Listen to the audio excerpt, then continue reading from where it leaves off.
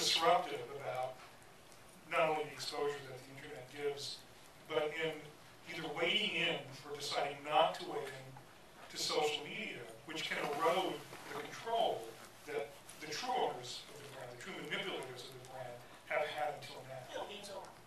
I mean, that's it. When is it over? Is it over? Well, it's starting. Should I check my watch? Yeah, I mean, Tomorrow, that's funny. I mean, that's all I ever do when I'm in consulting meetings and it's not going well. I just pretty much somewhere at some point will just do, and like, what are you doing? I'm like, well, you're going to die in a couple minutes. I mean, that's what's going to happen. So, are you saying Coke is dead? McDonald's is dead? Listen, they're not dead. They're going in a very wrong direction. And maybe not. I mean, all they have to do, right, is use their buying power. They've got lots of dollars to buy the next one. I mean, here's the greatest thing. It's just the acceleration of what's always happened. Entrepreneurs do it right. They're in the trenches. They live and breathe it. They bleed out their eyeballs to do it. They have a pulse.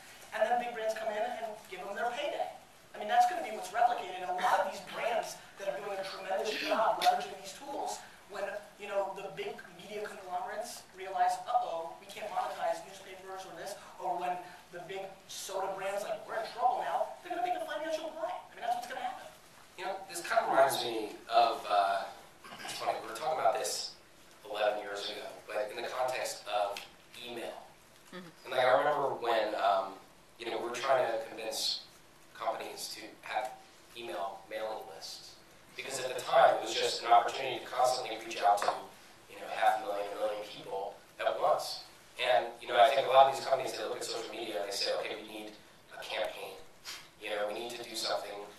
We've got X amount of dollars budgeted for this quarter, and we want to allocate X percent of it to social media. We're going to build an app, or we're going to build a profile, we're going to have a promotion, we're going to give away something. And I think the problem is that these companies, where every percentage of market share matters, like with the Pepsi and Coke, I mean, these guys fight over fractions of percents. You know, when every little bit of that matters, these guys and all companies that size should be working on building up, you know, I guess what we used to call a mailing list, but, you know, like communities, and like people that are actively engaged with their brand, that are actively engaged with other people. I promised myself I wouldn't use the word engaged, but I did. So. Platforms and ecosystems are next. But it's true. It's true. I mean, when you can instantly reach out to and ping, you know, 500,000 people for some kind of response. I mean, that's pretty powerful stuff. When you can, you know, create conversations between those 500,000 people about qualities of your brand, good or bad. I mean, that's still an interaction with the brand that wouldn't have happened otherwise. And I think people are ignoring the long-term, like, CRM aspects of social media, primarily because, and I pin this a little bit on the social networks themselves, they haven't been selling it that way. They sell it and say, okay, it costs X amount of dollars for a campaign. Or you can buy this many display ads. And we all know, we should know, that that's not the right way to do it. I mean, we need to be building relationships with people and facilitating relationships between people. And I think the biggest problem is that large brands, they're not, either they don't do it that way or they haven't yet, or the people that buy their advertising don't buy it that way.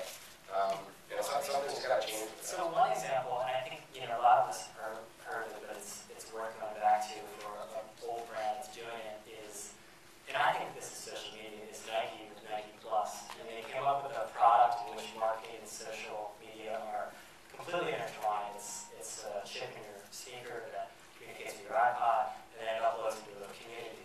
And I think the real power of this is, you know, they built this platform, and there's another one, and what it enabled them to do is build on top of that. So campaigns are usually, they go on and they go off, go on and go off, and you go silent at some point.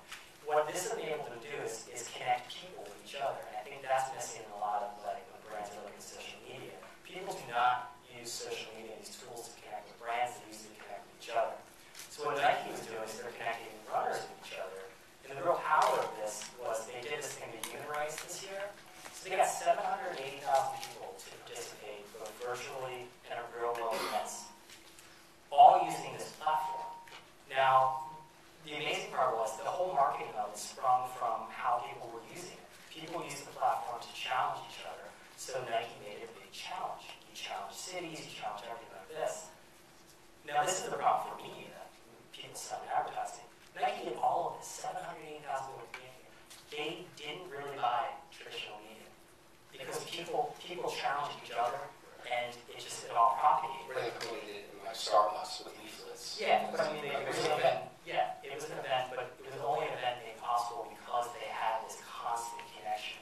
And that's a long-term investment. That's not a campaign. That's not a And, you know, real quick, let's talk about the real truth, right? I mean, there's people within these agencies that don't understand what's happening and don't want to allow these buys to happen because they're scared of their job. This is the game is broken, right? There's people that have vested interest in this not working. They're scared of it. They don't want to put in the time and the hustle to go and do it after their 9 to 5 and learn about this stuff, and they're caught in that in-between stage, and they don't want to make a buy on that silly stuff, and the person underneath them fighting for that VP job is, and it's just the same old classic thing that people have vested interest in stopping it, but when you look at the ROI, there's no comparison. But it's a patience game, and we don't have it. Right, because the problem with social media is that it actually, if you do it right for long haul, you actually wind up, but you also wind up spending less in the long term. A crap load less. Right, which is the problem with the agency model. Right, so if you're an agency and you're all about, your strategy is to actually get the client to spend less, if that's how you're compensated, that's really The agency is the record label.